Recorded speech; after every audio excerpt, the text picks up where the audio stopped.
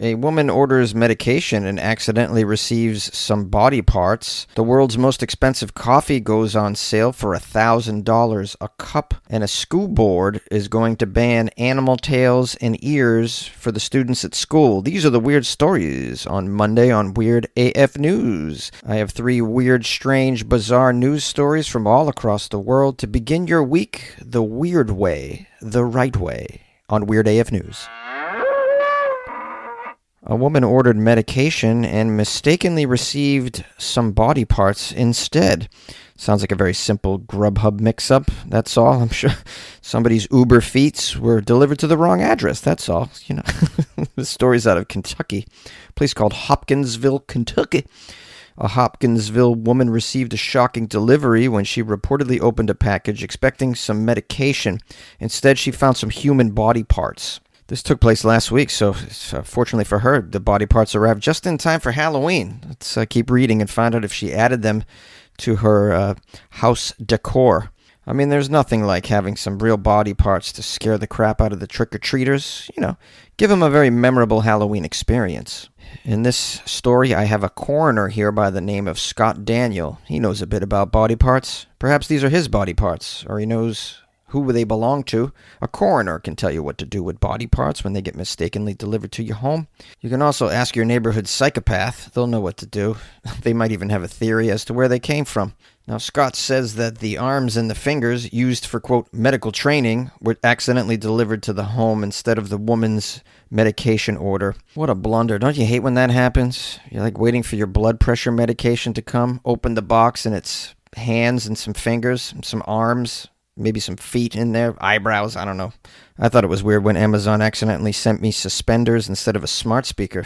I didn't get sent a box full of cadaver digits. That's a great word, cadaver digits. The digits of a cadaver. Wow, let's use that, huh? Cadaver digits. Anyone want to name their band after that? I'm thumbs up from me. All right, we got another quote from this guy, Coroner Scott. He says, this incident is believed to involve an airline company, a freight company, and a courier. I mean, yeah, Scott, that's how things get delivered. Airline companies, freight companies, trucks, couriers, mail persons. I mean, they're all involved. The question is, Scott, how did body parts get delivered to this woman instead of her medication? That's what we're trying to find out here, buddy.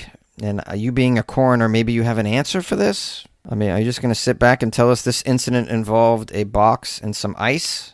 I mean, I could have told you that, Scott. Now, Scott got involved. He got his hands dirty. He retrieved the misdelivered body parts and transported them to the morgue, where they will be returned to the carrier for proper delivery to their intended destination. Coroner Scott confirmed that body parts, you know, are sometimes shipped for transplants and research purposes, and sometimes they're mixed up. All right. Thanks, buddy. It's nice to know that we can just get sent random body parts by mistake. I didn't know that could happen in life. You might one day just get a box of hands, which could come in handy. And now that I've covered this story, we've learned something, right? What do you do when you get body parts mistakenly mailed to you? Well, you call the coroner. They know what to do. It's good to know. Don't bury them in your backyard. Don't put them back in the mailbox. Don't put them in outgoing mail. Don't hand them to the mail carrier. Don't bring them to UPS. Because, I mean, shipping them yourself is going to probably cost you an arm and a leg. The world's most expensive coffee goes on sale at $1,000 a cup. This being a coffee story, and me being a coffee nut, I figured I would cover it. $1,000 a cup, though, that's a little too steep for my wallet. Let's find out what makes it so special and so expensive. This story here is out of Dubai.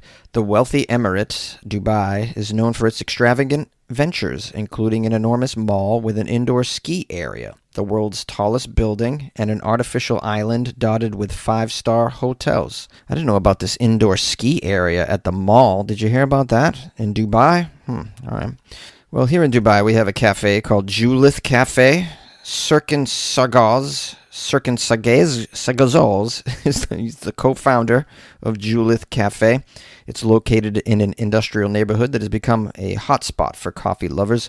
Julith plans on serving up the most expensive coffee in the world for the price of 3,600 dirhams, which is about $980. The coffee brew offers an experience of floral and fruity flavors reminiscent of tea.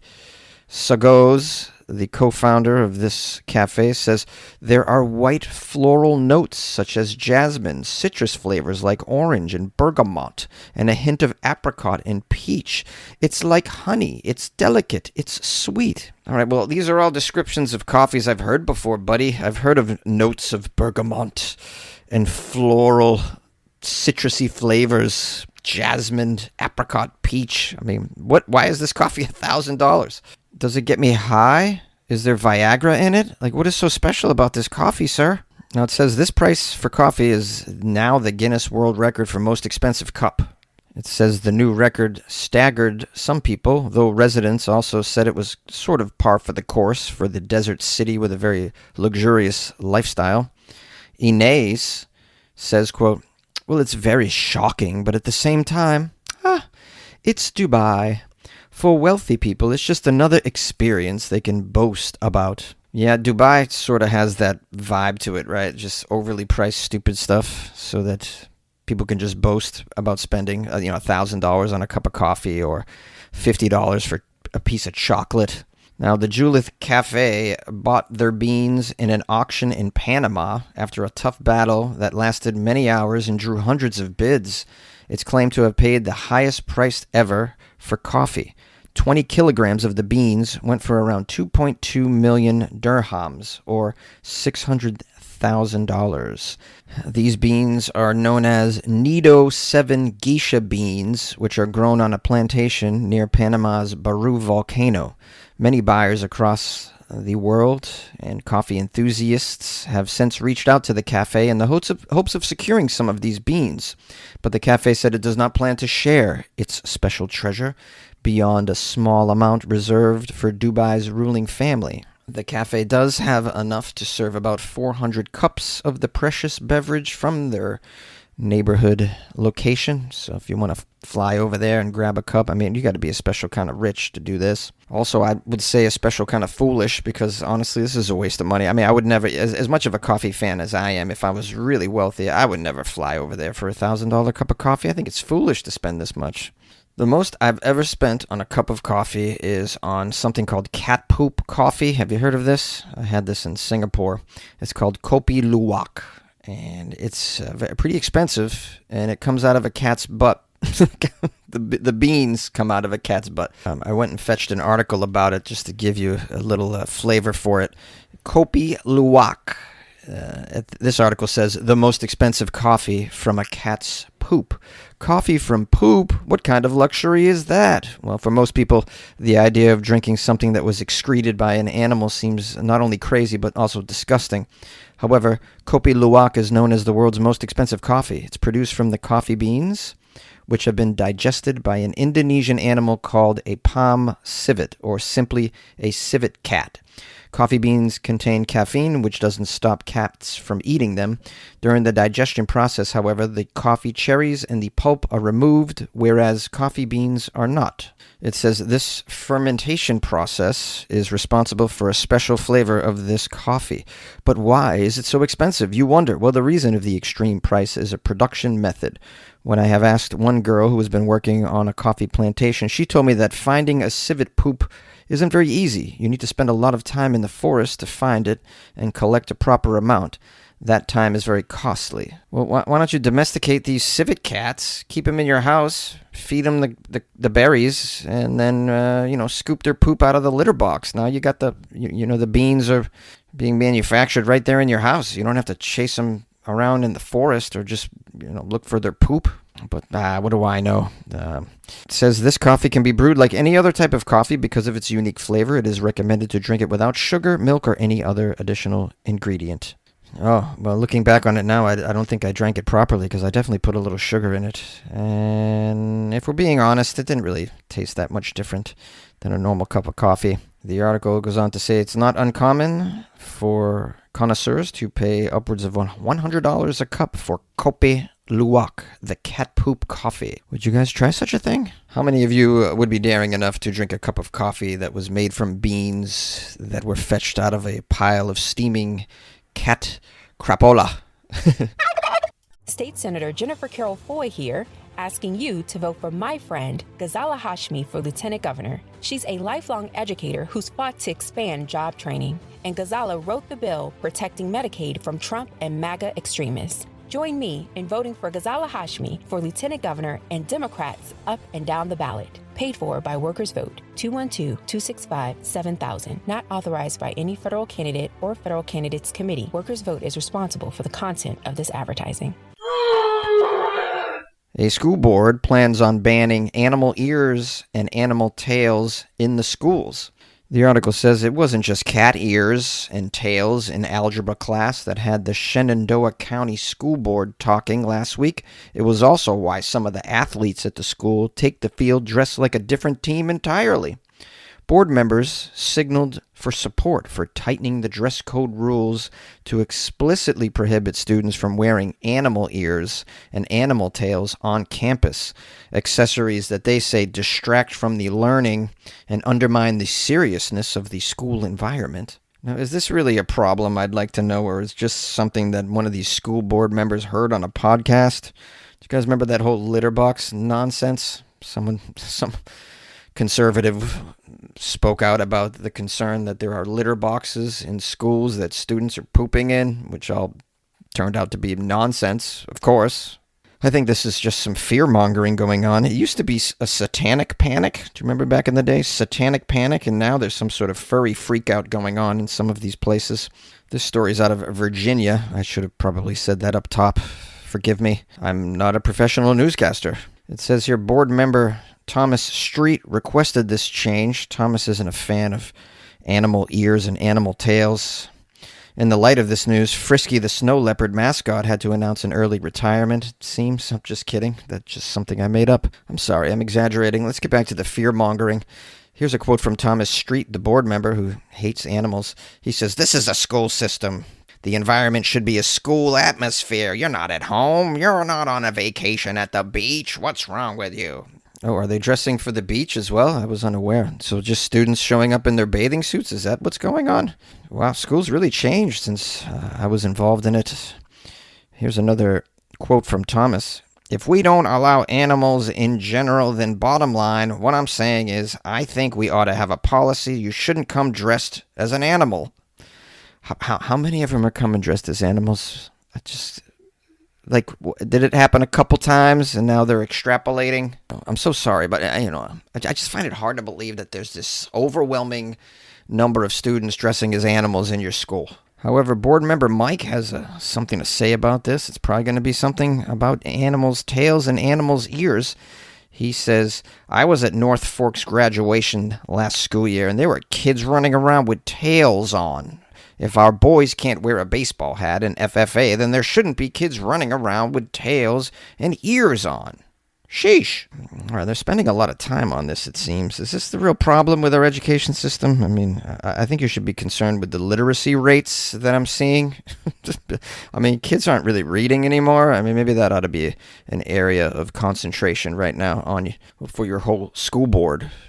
That's just my suggestion. Now, this school board is so frightened by the animal ears and tails debacle that they say they should make some dress codes broad enough to anticipate future trends. Today, it might be a cat. 5 years from now, maybe it's a monkey. Yeah, maybe it's a monkey.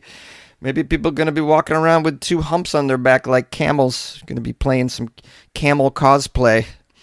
He says, when you start getting specific, next week it's going to be a different animal.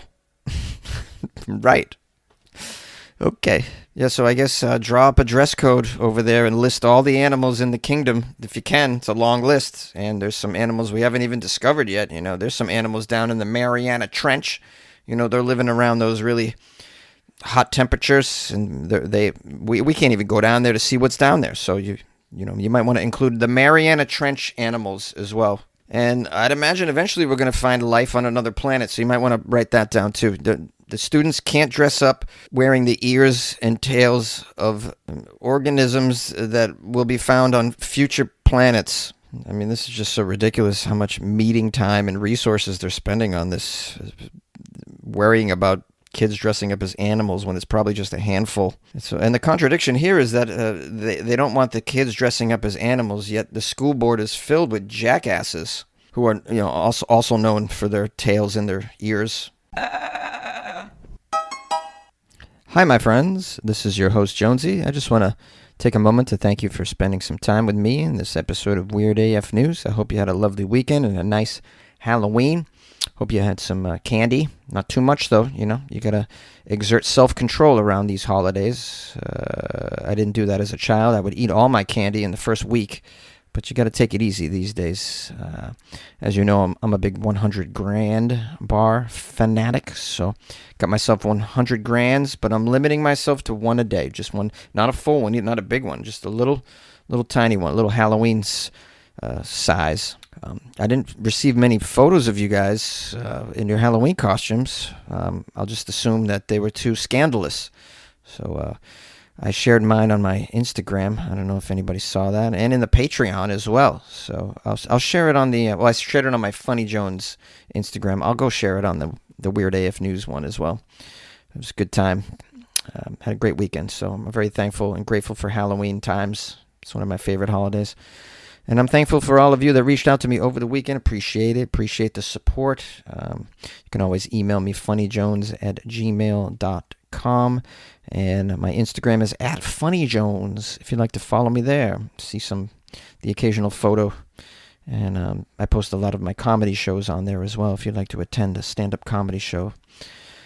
Lastly, if you would like to support the show because you won the lottery over the weekend, I don't know what you did, go to weirdafnews.com where you can buy me a cup of coffee or you can join the Patreon.